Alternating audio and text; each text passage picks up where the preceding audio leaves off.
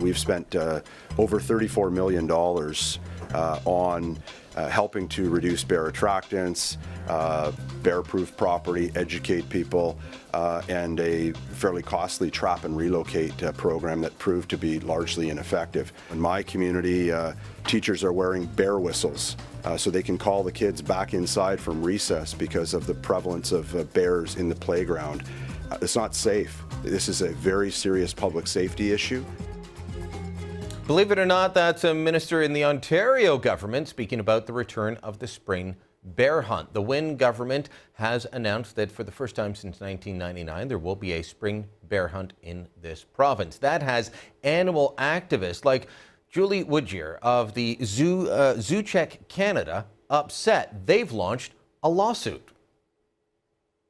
The minister, when he announced that he wanted to reintroduce this spring hunt, he talked about safety. The fact is, the evidence produced by the minister's own very esteemed scientists and biologists indicate that there is no link between the end of the spring hunt and human bear incidents. The reason for bringing about the hunt is ridiculous and not supported by any evidence.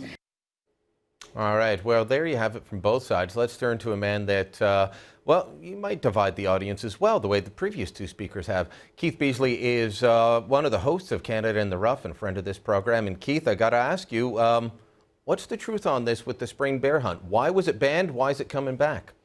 Well, Brian, that question, I don't know if it'll ever be answered properly. Why it was banned was political pressure on unfounded science. That happened back in 1999, and it's been brought back, as the minister just said on your clip earlier, to help prevent bear incidents with people. It's helped bring back to curb those incidents and start helping save the province money on the $35+ million that they're spending. And it is to be noted that hunters aren't just wildly loosely out harvesting these bears during the spring. They're buying official bear tags, paying their hard-earned money to the ministry to have the ability to go out and try to harvest one of these bears in the spring. Now, I mean, I'm reading op-eds, letters to the editor. Everyone says, well, you folks, hunters, you'll just pile up a lot of garbage food and then just sit back and kill bears that show up to do it, and it's really cruel. Sure. They're going to find any way they can to make it look like hunting is bad. And Brian, this is just the topic we're on today. There's no official hunting that takes place on this country or on the planet that these people agree with. So really, fundamentally, we're talking about totally different things here. But if you want to target exactly what they're trying to get us on the spring bear hunt, why we shouldn't be doing it, she says it's not founded on science, that we should hunt them. I refute that and say that it is founded on science, that proper management of wildlife is needed in this world we live in with numerous people, especially into cottage country and going into those rural areas. And we need to help manage these wild animals now that these people are living by the millions and billions on this earth. And as hunters, we're doing it through the government body, which is the ministry, telling us how many tags, what areas we can harvest, what our seasons are we can do it. They just happen to be opening it back up into the spring like all the rest of Canada enjoys.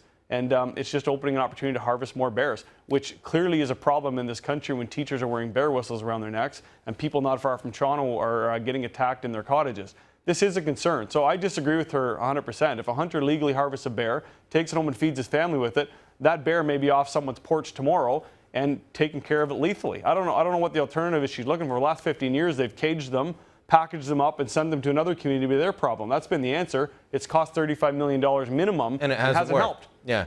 Well, you said feed your family, and I think that the image portrayed by the activist against you is that, well, this is just so people can hang a bear head or a bear skin on their wall or on their floor.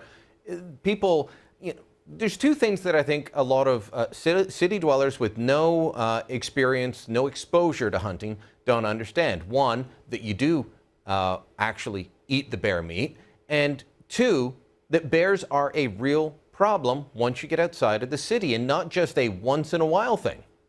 Absolutely. I live in Peterborough, and we're getting ready to turkey hunt this morning. We're out scouting for this week's turkey hunt, and I got fresh bear tracks in the field beside me. That's a concern.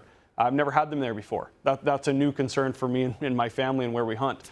That being said, city people need to understand, and I use that word very politely and respectfully, that as hunters, we love these wildlife just as much as you do.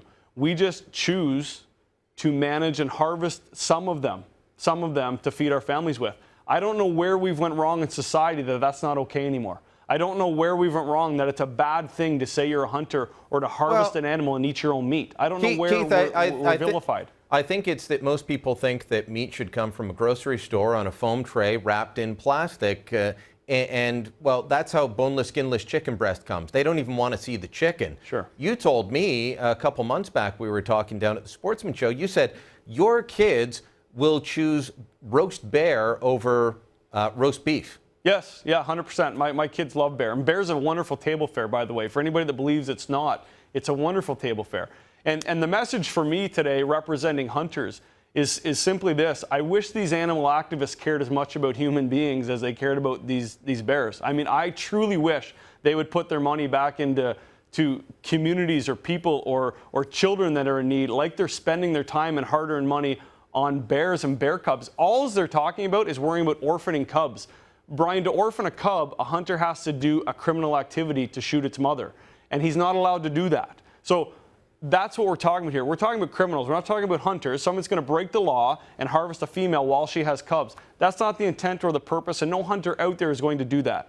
If a criminal does that, I hope the law takes care of him and reprimands him properly, but that's not what hunters are. Hunters are out there gathering for their families and feeding them and helping manage the process. And all of the people, whether they hunt or not out there that are listening to this, they need to understand that hunting and lethal means is essential in managing wildlife in this world with 5 billion plus people on it. We have to do this. Mother Nature can no longer take its course now that we've encroached across this world. So it's our job, with our scientists and biologists, not the hunters making the decisions, to listen to what the government tells us when we can buy a legal tag and harvest a legal animal and then feed our families with it.